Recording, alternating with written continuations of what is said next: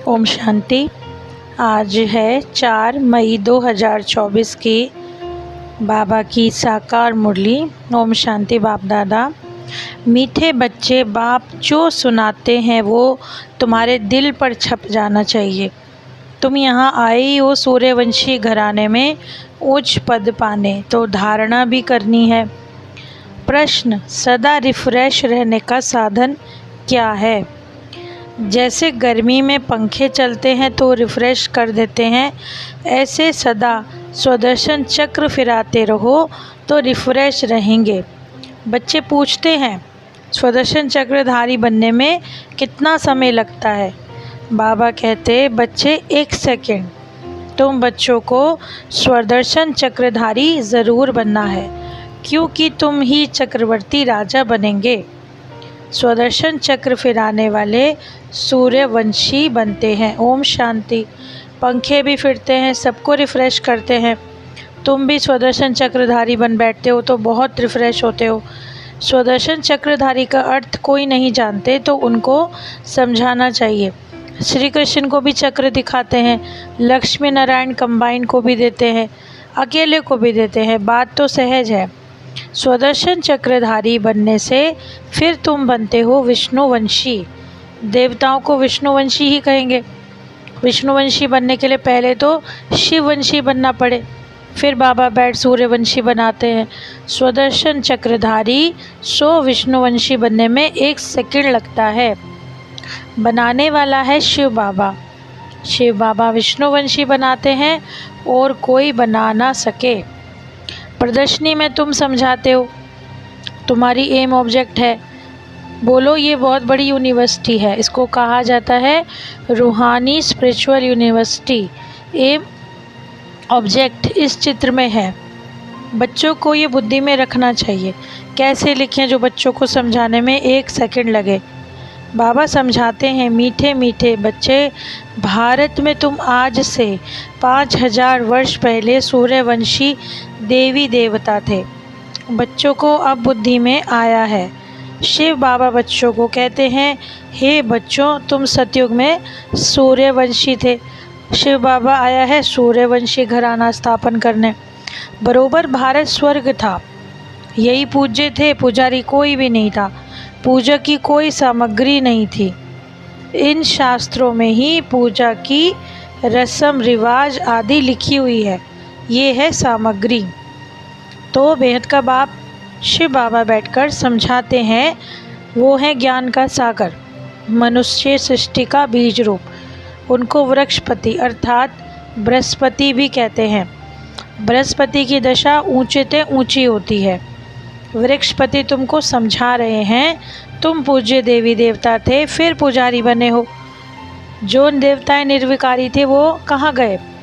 ज़रूर पुनर्जन्म लेते लेते नीचे उतरेंगे।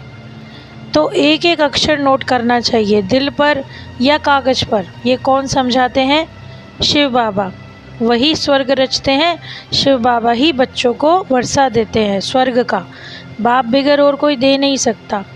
लौकिक बाप तो है देहधारी, तुम अपने को आत्मा समझकर पारलौकिक बाप को याद करते हो।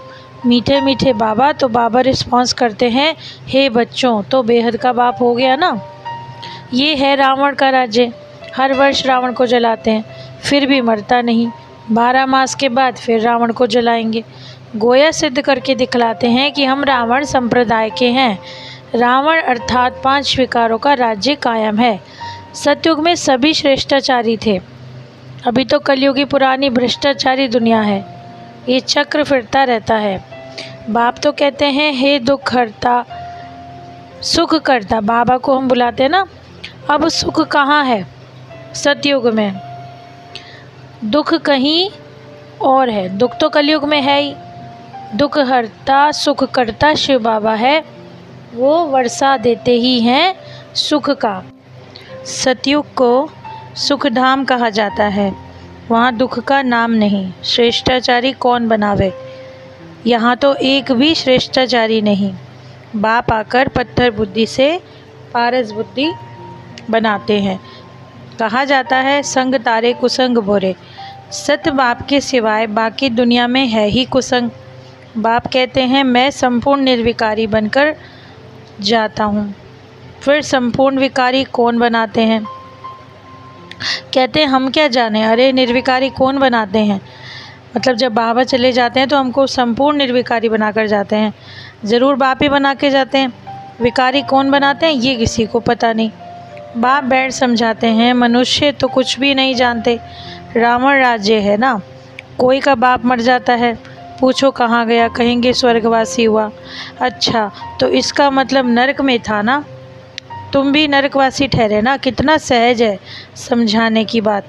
अपने को तो कोई नरकवासी समझते ही नहीं है। नरक को वैशाल्य, स्वर्ग को शिवालय कहा जाता है। तुम विश्व के मालिक महाराजा महारानी थे, फिर पुनर्जन्म लेना पड़े।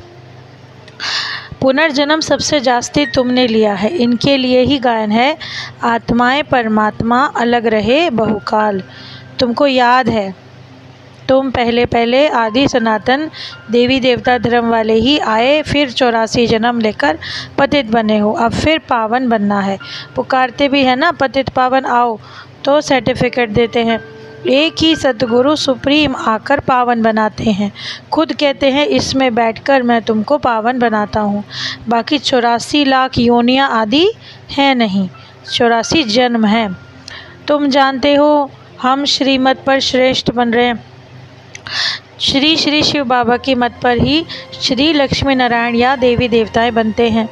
श्री माना श्रेष्ठ। भारत बिल्कुल धनवान था, अब बिल्कुल कंगाल बना है। देवताओं के आगे जाकर उनकी महिमा गाते हैं, हम निर्गुण हारे में कोई गुण नहीं। देवताओं को कहते हैं, परंतु वो रहमदिल थोड़ी थे। रहमदिल तो एक को ही कहा जाता है जो मनुष्य से देवता बनाते हैं। अभी वो तुम्हारा बाप भी है, टीचर भी है, सतगुरु भी है।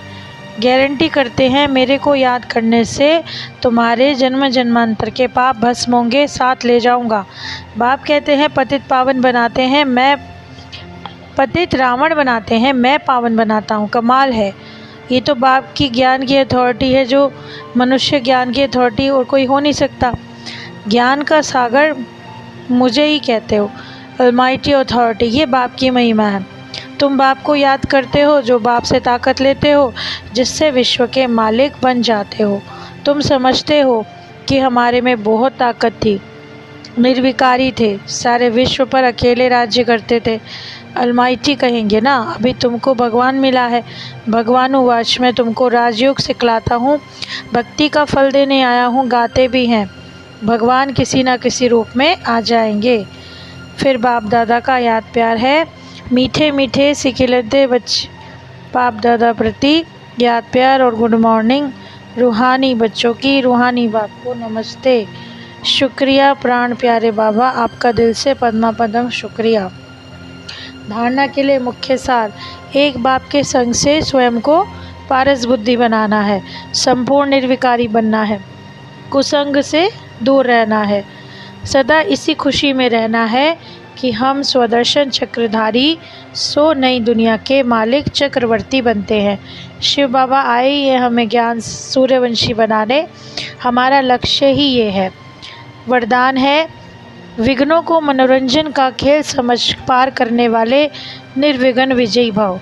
विघ्न आना ये अच्छी बात है, लेकिन विघ्न हार ना खिलाए। विघ्न आते ही हैं मजबूत बनाने के लिए, इसलिए विघ्नों से घबराने की बजाय उन्हें मनोरंजन का खेल समझकर पार कर लो, तब कहेंगे निर्विघ्न विजयी। जब सर्वशक्तिवान बाप का साथ है तो घबराने की कोई बात ही नहीं। सिर्फ बाप की याद और सेवा में बिजी रहो तो सदैव निर्विघ्न रहेंगे। जब बुद्धि फ्री होती है तब माया आती है। बिजी रहो तो माया या विघ्न किनारा कर लेंगे। आज का स्लोगन है, सुख के खाते को जमा करने के लिए मर्यादा पूर्वक दिल से सबको सुख दो। बाबा कहते हैं ना, सबसे दिल से सबके लिए सुख की कामना करो और सबको दुआएं दो। तो आज की इतनी सुंदर और ज्ञानवर्धक मुरली के लिए बाबा का पद्मा पदम शुक्रिया। ओम शांति।